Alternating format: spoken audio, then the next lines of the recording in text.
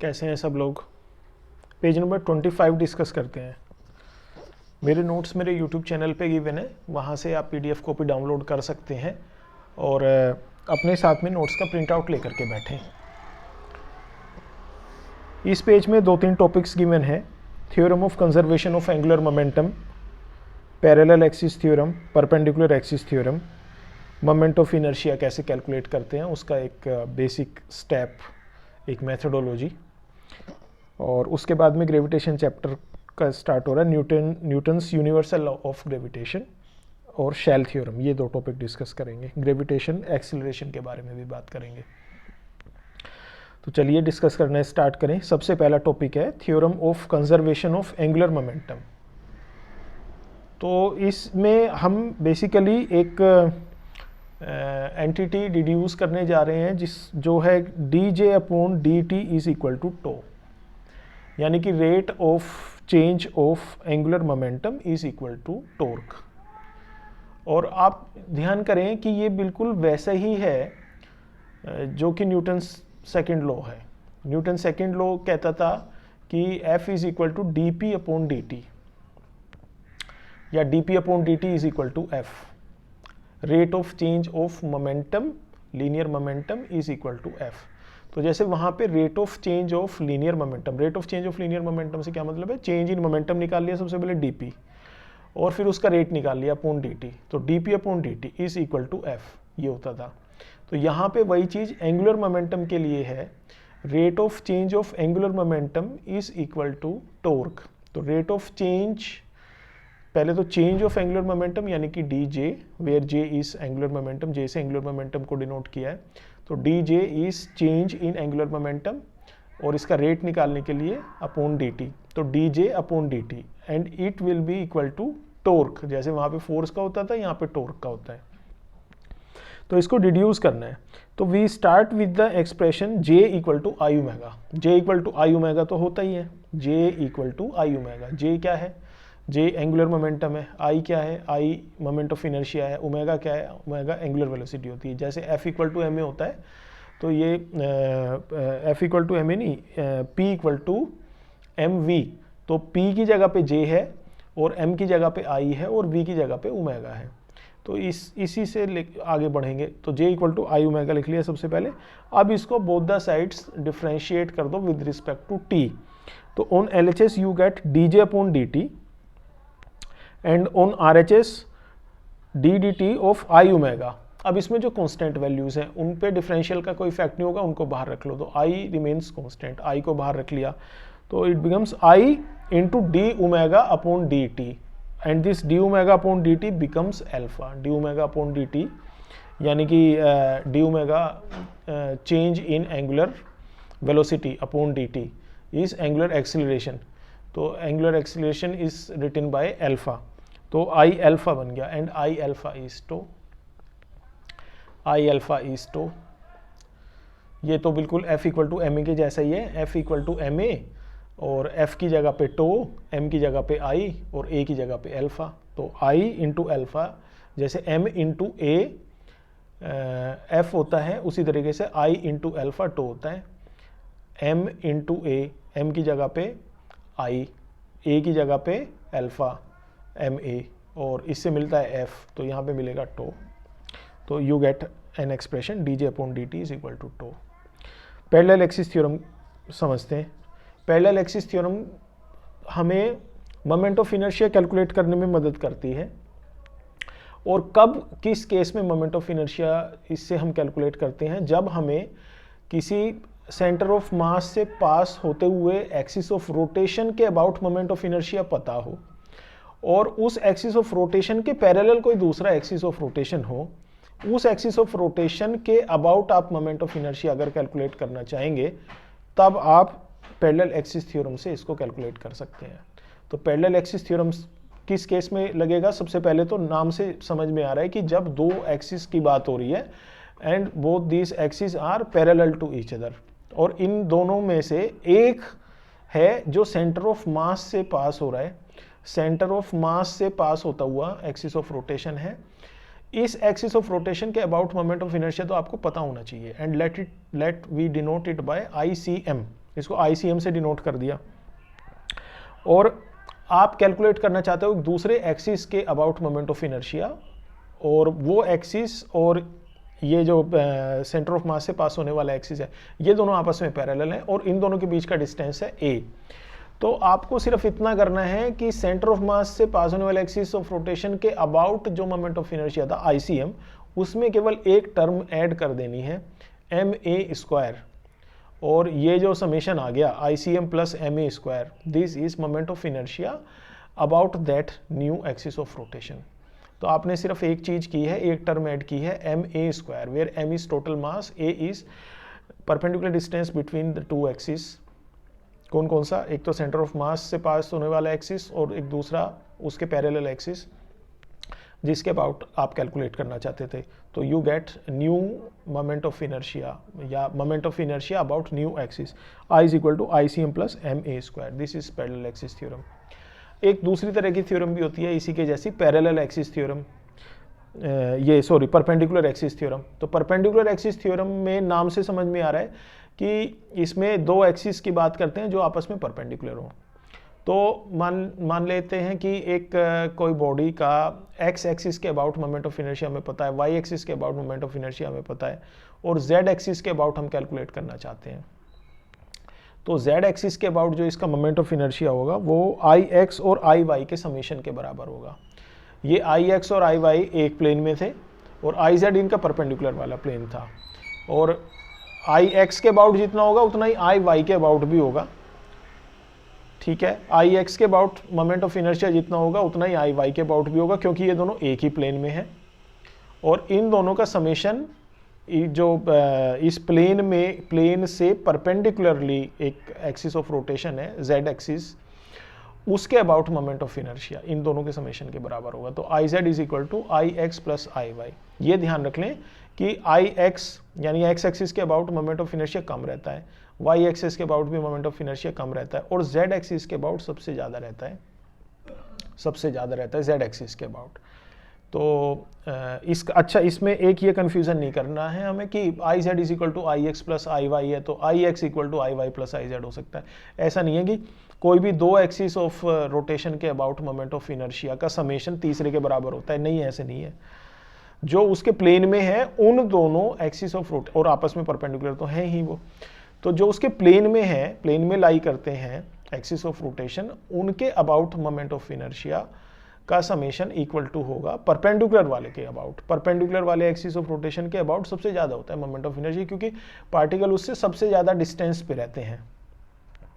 Particles perpendicular axis से सबसे ज़्यादा डिस्टेंस पे रहते हैं, तो परपेंडिकुलर एक्सिस के अबाउट मोमेंट ऑफ इनर्शिया अगर कैलकुलेट करेंगे तो वो सबसे ज़्यादा होता है। और जो पैरेलल एक्सिस जो यानी उसी प्लेन में है दोनों एक्सिस, उनके अबाउट मोमेंट ऑफ इनर्शिया उतना ज़्यादा नहीं होता, क्योंकि वहाँ से पार्टिकल का डिस्टेंस उतना ज़्यादा नहीं होता, तो उनका मोमेंट ऑफ इनर्शिया कम रहता है। तो उन दोनों का समेशन परपेंडिकुलर के बराबर, परपेंडिकुलर एक्सिस ऑफ रोटेशन के अबाउट मोमेंट ऑफ इनर्शिया के बराबर होता है। एक मोमेंट ऑफ इनर्शिया का एक कॉन्सेप्ट इस सेंस में समझना है कि अगर किसी एलिमेंट का मोमेंट ऑफ इनर्शिया कैलकुलेट करना होता है प्रॉब्लम्स में, जबकि यही करना ही होता है, हमें मोमेंट ऑफ इनर्शिया डिफाइन करने के लिए पेपर में नहीं मिलता है कि मोमेंट ऑफ इनर्शिया डिफाइन करें या उसका एक्सप्रेशन लिखें। कुछ बॉडीज़ होती हैं, कुछ सिस्टम्स होते हैं, उनका मोमेंट ऑफ इनर्शिया कैलकुलेट करने के लिए आता है। जैसे स्फीयर का moment of inertia most typical case ही ले लिया मैंने, कोई सिलेंडर का मोमेंट ऑफ इनर्शिया है, कोन का है, ये 3 डायमेंशनल हो गए। कोई जैसे लैमिना है, स्क्वायर लैमिना है, सर्कुलर लैमिना है, रेक्टेंगुलर लैमिना है, कोई रोड है, तो इनके मोमेंट ऑफ इनर्शिया कैलकुलेट करने के लिए आते हैं। तो वो मोमेंट ऑफ इनर्शिया कैलकुलेट करते समय एक चीज़ हमें बहुत फ्रीक्वेंटली यूज़ कर, मतलब वही हमारी अप्रोच होती है कि हम एक एलिमेंट उसमें कंसिडर करते हैं हमेशा, और उस एलिमेंट का मोमेंट ऑफ इनर्शिया कैलकुलेट करना सीखते हैं, और फिर उस एलिमेंट का मोमेंट ऑफ इनर्शिया निकाल के फिर उसको इंटीग्रेट कर दिया जाता है। तो ये एलिमेंट का मोमेंट ऑफ इनर्शिया का क्या कॉन्सेप्ट है, कैसे निकालते हैं, वो मैंने ये 2 लाइन में बता रखा है। सबसे पहले तो आप उस एलिमेंट का मास कैलकुलेट कर लो। एलिमेंट की विड्थ मान लो, विड्थ या लेंथ, मतलब कोई एक डायमेंशन मान लो dx, और इस dx एलिमेंट dx लेंथ के एलिमेंट का मास हमें कैलकुलेट करना है। तो टोटल का मास अगर कैपिटल M है और टोटल की लेंथ अगर L है तो उसके 1 यूनिट का मास हो गया कैपिटल M अपॉन L, उसके 1 यूनिट का मास हो गया कैपिटल M अपॉन L, और इसको उसकी लेंथ से मल्टीप्लाई कर दो, dx के साथ मल्टीप्लाई कर दो, तो ये उस स्मॉल एलिमेंट का मास आ गया, तो M upon L into dx। अब इस एलिमेंट का मोमेंट ऑफ इनर्शिया कैलकुलेट कर लो। तो इस एलिमेंट का मोमेंट ऑफ इनर्शिया कैलकुलेट करने के लिए जो कॉन्सेप्ट लगेगा वो mr² लगेगा। तो m is mass of this element और एक्सिस ऑफ रोटेशन से इस एलिमेंट तक का डिस्टेंस वो r है, उसका स्क्वायर करना है। तो वो यहाँ पे x लिख रखा है मैंने, तो x के स्क्वायर के साथ में मास को मल्टीप्लाई करना है। तो मास आपने निकाल लिया था m upon L into dx और उसे x स्क्वायर के साथ मल्टीप्लाई कर लिया, तो this is moment of inertia of element.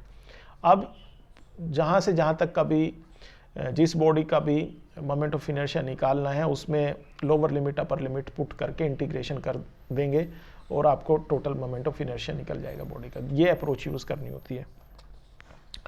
Now next topic is Newton's universal law of gravitation. Newton ने एक रूल दिया था हमें ग्रेविटेशन का, यूनिवर्सल ग्रेविटेशन का, कि कहीं पे भी दो बॉडीज होती हैं, उन दो बॉडीज के बीच जिनके कुछ मासेस हैं m1 m2 एटसेट्रा, तो उनके बीच में आपस में एक पुल लगता है, एक ग्रेविटेशनल अट्रैक्शन लगता है, और ये दोनों बॉडी एक दूसरे के ऊपर लगाती हैं, पहली बॉडी दूसरी पे लगाती है, दूसरी बॉडी पहली पे लगाती है। इस ग्रेविटेशनल अट्रैक्शन के लिए एक्सप्रेशन न्यूटन ने दिया F is equal to G into m1 m2 upon r square, where what is capital G, capital है इसमें, capital G is universal gravitational constant, और इसकी वैल्यू है 6.6 इंटू 10⁻11 न्यूटन मीटर स्क्वायर पर KG square. Newton metre square पर KG square इसकी ऐसा unit है, वो याद नहीं रखी जा सकती, उसको कैलकुलेट करना सीख लेंगे।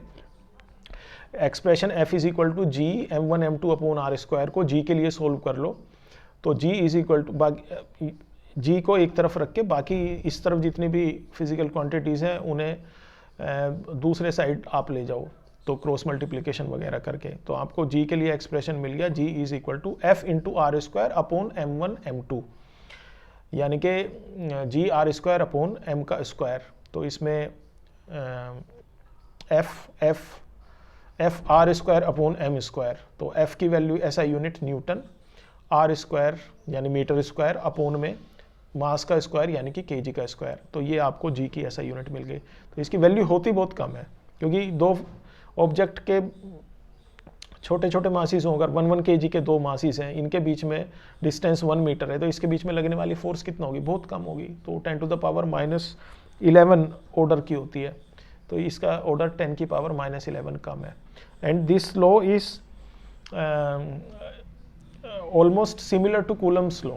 तो कूलम्स लॉ के केस में भी वहाँ पे भी 8.85 इंटू 10⁻12 इसी तरह का एक क्वांटिटी होती है 1/4πε0, उसकी वैल्यू मैग्नीट्यूड भी बहुत स्मॉल है, क्योंकि कूलम्बिक अट्रैक्शन जो लगता है, कूलम्बिक अट्रैक्शन भी हो सकता है, कूलम्बिक तो रिपल्शन भी हो सकता है, तो वो उसका भी मैग्नीट्यूड काफ़ी कम ही रहता है। तो यहाँ पे ये 6.6 इंटू 10⁻11 न्यूटन मीटर स्क्वायर पर KG square is the value of capital G, Newton's universal gravitational constant, and what are m1 m2 are m1 is first mass, m2 is other mass, r is distance between these two masses. So this is Newton's universal law. Shell theorem एक theorem है, shell theorem की help से आप ये calculate करना सीखते हो कि दो ऑब्जेक्ट्स जिनके बीच में लगने वाले ग्रेविटेशनल अट्रैक्शन को, ग्रेविटेशनल पुल को आप कैलकुलेट करना चाहते हो, उनमें अगर एक ऑब्जेक्ट शेल है, शेल का मतलब होता है होलो स्फीयर, उनमें अगर एक ऑब्जेक्ट शेल है तब कितना फोर्स लगेगी दूसरे ऑब्जेक्ट के ऊपर, कितना लगाएगा वो। तो इसमें एक जो आसान सी सिचुएशन है वो तो ये है कि एक शेल रखा हुआ है, उसके बराबर में एक पॉइंट मास रखा हुआ है, तो इस पॉइंट मास पे ये शेल कितना लगाएगा फोर्स, वो कैलकुलेट करना तो बिल्कुल आसान ही है। वो शेल का जितना भी मास है उसे शेल के सेंटर पे कंसिडर्ड मान करके, और इन दोनों ऑब्जेक्ट्स के बीच का डिस्टेंस जो भी बैठता हो, वो डिस्टेंस कहाँ से नाप रहे हो, उसके भी सेंटर से ही नाप रहे हो, हालांकि वो तो पॉइंट मास ही है, तो जहाँ पे वो रखा है वही उसका सेंटर भी है, पॉइंट ही है बस। यहाँ पे ये शेल है, शेल पूरा एक रेडियस का एक एंटिटी है, इसका एक वॉल्यूम है, तो यहाँ पे इसका सेंटर अलग है और पूरा स्प्रेड है। अब उस स्प्रेड में लेकिन बीच में होलो है, तो सरफेस के ऊपर रखा हुआ है सारा का सारा मास। तो इस सारे मास को सरफेस डिस्टेंस कहाँ से नापा जाए, इसके सरफेस से उसके सेंटर तक का, या वहाँ से लेकर के इसके सेंटर तक का। तो शेल के सेंटर कंसिडर करना होता है हमेशा। शेल ना भी हो, कोई सॉलिड स्फीयर भी हो, जैसे सन और अर्थ के बीच में ग्रेविटेशनल पुल कैलकुलेट करना है, तो डिस्टेंसेस कहाँ से कहाँ तक नापे जाएंगे, सन के सरफेस से अर्थ के सरफेस तक, या सन के सेंटर से अर्थ के सरफेस तक, या सन के सेंटर से अर्थ के सेंटर तक, सन के सेंटर से अर्थ के सेंटर तक। तो जो भी दो स्फीयर के बीच में आप ये फोर्स कैलकुलेट करते हो, उनके सेंटर से सेंटर के बीच में डिस्टेंस कैलकुलेट करते मेजर करते हो। तो यहाँ पे एक शेल जो आप ले रहे हो, इसका तो सेंटर से ले लो डिस्टेंस, तो सेंटर से लेकर के उस पॉइंट मास तक का डिस्टेंस, ये तो हो गया डिस्टेंस, और इसका जितना भी शेल का मास था और उसका जितना भी मास था, ये दोनों मास की वैल्यूज हो गई, मासिस की। और इसको न्यूटन्स यूनिवर्सल लॉ में एक्सप्रेशन में पुट करके आप आसानी से एफ पता चला सकते हो। अब इसमें प्रॉब्लम कहाँ पे आती है, प्रॉब्लम जब आती है जब ये जो दूसरे वाला मास है, ये दूसरा मास बाहर आउटसाइड ना रख करके इसको शेल के अंदर ही लाके कहीं पे भी रख दिया। सेंटर की बात नहीं कर रहे, शेल के सेंटर पे रख सकते हो, शेल में सेंटर के अलावा भी किसी पॉइंट पे रख सकते हो, सरफेस के क्लोज रख दिया, सेंटर से अवे रख दिया, एग्जैक्टली शेल पे ही रख दिया। तब इस केस में क्या सिचुएशन होती है कि शेल इनसाइड ही रखना है, लेकिन शेल पे के सरफेस पे मत रखो, शेल से थोड़ा अंदर ही रखो, सेंटर पे रख लो, सेंटर से अवे रख लो। तो इस केस में ये जो पॉइंट मास है, इस पॉइंट मास पे लगने वाला ग्रेविटेशनल पुल कितना होगा, तो इसकी वैल्यू 0 होती है। तो ये शेल थ्योरम आपको ये बताती है कि अगर कोई पॉइंट मास को शेल के अंदर रखा जाए तो उसके ऊपर लगने वाली फोर्स ग्रेविटेशनल पुल 0 होता है। बाहर अगर कोई पार्टिकल्स रखे होंगे, मासिस रखे होंगे, तो वो इसके ऊपर फोर्स लगाएंगे, वो फोर्स 0 नहीं है, वो फोर्स तो लगती रहेगी। पॉइंट मास जो शेल के अंदर रखा है इसके ऊपर, उस पॉइंट मास के ऊपर जो शेल के अंदर रखा है, उसके ऊपर लगने वाली फोर्स, बाहर अगर शेल के बाहर कोई मासिस रखे हैं वो तो लगती रहेगी उनकी फोर्स तो। लेकिन शेल का जो टोटल फोर्स है, शेल पे भी तो मासिस ही है, शेल भी तो मासिस से ही बना हुआ है, तो वो जो मासिस इसके ऊपर टोटल फोर्स लगा रहे हैं, वो टोटल फोर्स 0 रहती है। तो देखिए, दो केसेस मैंने इसमें बना करके समझा रखे हैं। जिन दो मासिस के बीच फोर्स कैलकुलेट करना चाहते हैं वे दोनों अलग अलग हैं तो कोई प्रॉब्लम नहीं है। लेकिन अगर शेल के अंदर पार्टिकल मास, पॉइंट मास को रख दिया आपने, तो इसमें inside the shell of mass a gravitational force on mass m will be 0, ये है। तो आई होप ये शेल थ्योरम आपको थोड़ी क्लियर हो गई होगी। कुछ एक एग्जांपल्स मैंने दे रखे हैं, वो एग्जांपल सोल्व कर लेंगे। ग्रेविटेशनल एक्सिलरेशन एक समझ लें concept. Gravitational acceleration is different than Newton's gravitational constant. Newton's universal gravitational constant capital G होता है, और ग्रेविटेशनल एक्सिलरेशन तो एक एक्सिलरेशन ही है। इसको एक तो स्मॉल g से लिखते हैं, ये स्मॉल g वही है जिसकी वैल्यू 9.8 मीटर पर सेकेंड स्क्वायर या 10 मीटर पर सेकेंड स्क्वायर आप हमेशा लेते हो, वो ग्रेविटेशनल एक्सिलरेशन कहलाता है। तो अलग अलग प्लेनेट पे इसकी वैल्यू अलग अलग होती है, जबकि इस universal gravitation constant capital G की वैल्यू 6.6 × 10⁻11, इसकी वैल्यू पूरी सब यूनिवर्स में सब कांस्टेंट है, यूनिवर्सल वैल्यू है। लेकिन ग्रेविटेशनल एक्सिलरेशन की वैल्यू जिस प्लेनेट पे ग्रेविटेशनल एक्सिलरेशन है उस प्लेनेट के मास पे डिपेंड करती है। मास ज़्यादा होता है जिस प्लेनेट का, वहाँ ग्रेविटेशनल एक्सिलरेशन की वैल्यू भी ज़्यादा होती है। जिस प्लेनेट का मास कम होता है उसकी ग्रेविटेशनल एक्सिलरेशन की वैल्यू भी कम होती है। अर्थ पे 9.8 है, मून पे जाओगे तो मून पे तो और भी कम है, इसकी 1/3 ही है। और क्या नाम है, सन पे चले जाओगे तो सन का तो मास बहुत ज़्यादा है, तो सन पे तो ग्रेविटेशनल एक्सिलरेशन की वैल्यू बहुत ज़्यादा होगी। तो इस G की वैल्यू कैसे कैलकुलेट करते हैं वो सीखना है। तो आप एक बात देखें, कोई ऑब्जेक्ट अगर मान लो अर्थ के सरफेस पे रखा हुआ है तो उसका वेट कितना होगा। वेट क्या है, वेट एक फोर्स है। ये फोर्स किसने किसके ऊपर लगाई, ये अर्थ ने इस ऑब्जेक्ट के ऊपर लगाई जो इसके सरफेस पे रखा हुआ है। कितना फोर्स लगती है, इस ऑब्जेक्ट का मास स्मॉल m है और ग्रेविटेशनल एक्सिलरेशन की वैल्यू है स्मॉल g, तो small m into small g is the force is its weight. small m into small g, mg is its weight and the force applied by earth on this mass। अच्छा, इसी force को अगर Newton's universal law से calculate करोगे तब कितना आएगी, capital G into capital M into small M upon capital R का square, where capital R is radius of earth. Radius of earth क्यों लिया, क्योंकि दोनों के सेंटर के, दो ऑब्जेक्ट है ना, उनके बीच का डिस्टेंस लेना है, तो दोनों के सेंटर से नापा जाएगा। तो अर्थ के सेंटर से लेके इस ऑब्जेक्ट के सेंटर तक का, जो कि अर्थ के सरफेस पे रखा है, तो अर्थ के, एक तरीके से अर्थ के सेंटर से लेके अर्थ के सरफेस तक का डिस्टेंस हो गया, तो ये अर्थ का रेडियस हो गया, तो कैपिटल आर। तो डिस्टेंस दोनों के मासिस के बीच का कैपिटल आर हो गया, तो इसलिए तो कैपिटल आर स्क्वायर लिया है अपोन में। और न्यूमरेटर में capital M into small M लिया है, where capital M is mass of earth and small M is mass of object. तो इन दोनों, ये जो दो एक्सप्रेशन आपने ऑब्टेन की है, एक तो small M into small G और दूसरा capital G capital M small M upon capital R square, इन दोनों को इक्वेट कर दो, क्योंकि ये दो अलग अलग मेथड है एक ही चीज़ कैलकुलेट करने के। आपने वो पुल ही तो कैलकुलेट किया है जो अर्थ लगाती है इस ऑब्जेक्ट के ऊपर, स्मॉल एम मास वाले ऑब्जेक्ट के ऊपर अर्थ जितना भी ग्रेविटेशनल अट्रैक्शन लगा रही है, वो इन दो मेथड से आपने कैलकुलेट किया। एक जगह वैल्यू आई है small M into small G और एक जगह वैल्यू आई है capital G into capital M small M upon capital R square. तो इन दोनों को इक्वेट करने से स्मॉल एम दोनों तरफ से कैंसिल आउट हो जाता है और आपको कैपिटल स्मॉल जी की वैल्यू मिल जाती है। Small G is equal to capital G capital M upon capital R square. तो मैंने यहाँ पे गलती से स्मॉल एम ही लिख दिया, इसको कैपिटल एम कर लेंगे और अपॉन में भी स्मॉल आर लिखा हुआ है, तो स्मॉल आर अर्थ का रेडियस मान लें या फिर उसको कैपिटल आर से लिख लें। तो आपको स्मॉल जी की वैल्यू मिलती है capital G capital M upon capital R square. अब इसमें ये कैसी वैल्यू होगी, इस वैल्यू तो यही है, ये एक्सप्रेशन है। अब इसमें जिस भी प्लेनेट के लिए ग्रेविटेशनल एक्सेलरेशन कैलकुलेट करना हो, उसका ही उस प्लेनेट का ही कैपिटल एम की वैल्यू यानी कि उसका मास की वैल्यू रख लो और उसका रेडियस की वैल्यू रख लो। तो और ग्रेविटेशनल कांस्टेंट तो सब जगह कांस्टेंट है ही है, तो ये दो तीन वैल्यूज इसमें रख करके आप उस प्लेनेट के लिए ग्रेविटेशनल एक्सेलरेशन की वैल्यू फाइंड आउट कर सकते हो। तो इसमें अर्थ का मास की वैल्यू रखोगे अगर 10 टू द पावर 24 kg और उसका रेडियस रखोगे 10 to the power 6 metre order का 6400 किलोमीटर्स, ऐसे याद रख सकते हो उसको। तो ये आपको 9.8 मीटर पर सेकंड स्क्वायर मिल जाएगा। चलिए इस पेज में इतना ही है, फिर नेक्स्ट टॉपिक के साथ पेज नंबर 26 में कंटिन्यू करेंगे।